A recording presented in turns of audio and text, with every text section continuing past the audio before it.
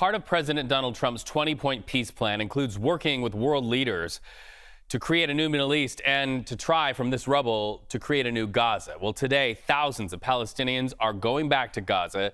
Many have nothing left. More than 90% of Gaza's buildings, as you can see right here behind me, are in rubble. Meanwhile, desperately needed aid is beginning to flow into Gaza, but trucks are still subject to inspection. The United Nations is calling on Israel to reopen all points of entry into the enclave to speed up the process. Now, another point of the peace plan is that emergency aid.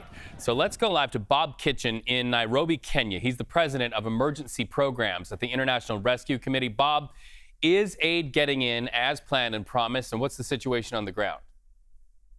Well, we've gone from a small trickle of aid to now a stream where we actually need a torrent, an overwhelming torrent of aid. We're nowhere near that yet. There are 2 million people, 90% of which have been displaced, famine conditions. They're not getting the aid they need. So the UN has called on Israel to reopen more routes into Gaza. Are those routes open? We've still only got 1 or 2 routes open. The potential for 10 is there. The government of Israel need to open all of those and allow rapid and unimpeded humanitarian flow of goods immediately.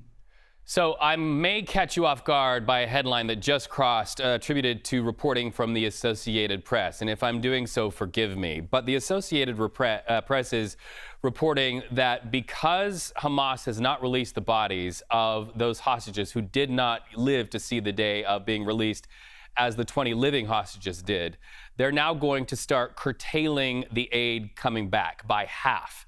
Had you heard that reporting? And if not, what's your reaction to that reporting by the Associated Press? I haven't heard that reporting, but we've seen the data over the last 24 hours. We've seen a drop in the number of trucks today, so it's not a surprise.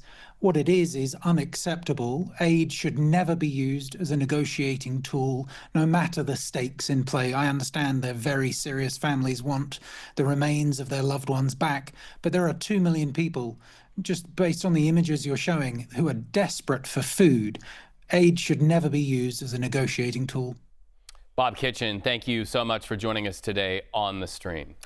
Well, CBS News intelligence and national security reporter Olivia Gazis joins us now live from the State Department. Olivia, how fragile is the ceasefire given those recent developments, and especially given what you likely just heard me talk about, which was that new reporting by the Associated Press?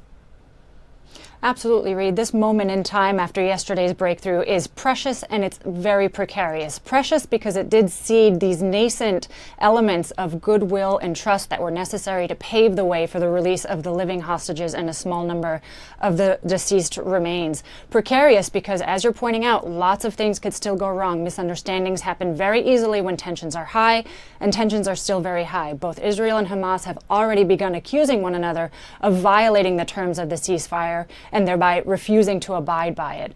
So there's innumerable things that can still go awry and questions that still loom over all of it, not least of which is this question of whether Hamas will ultimately agree to cede any role in governance in Gaza, as had been sort of laid out in the 20-point plan that will require them to disarm. No willingness articulated by the group yet to do so. Second is the who and what and how of this international stabilization force. Who is coming together in the interim to pave the way for stability in order for things like houses and roads and hospitals to be reconstructed in Gaza?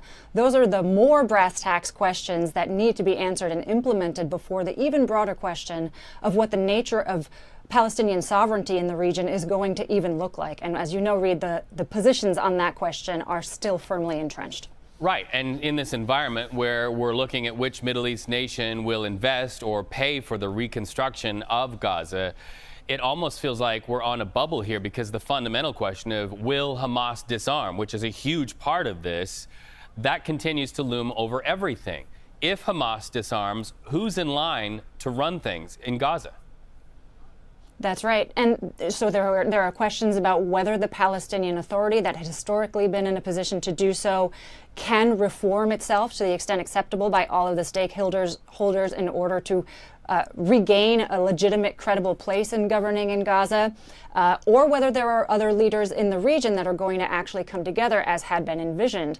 President Trump took a very unconventional approach to diplomacy, which made it very successful. He managed to corral Arab and Muslim leaders that previously had been reluctant. They were brought on board by virtue of Mr. Trump sort of having them deal with him rather than with Prime Minister Netanyahu, which was obviously a much more politically fraught endeavor for them.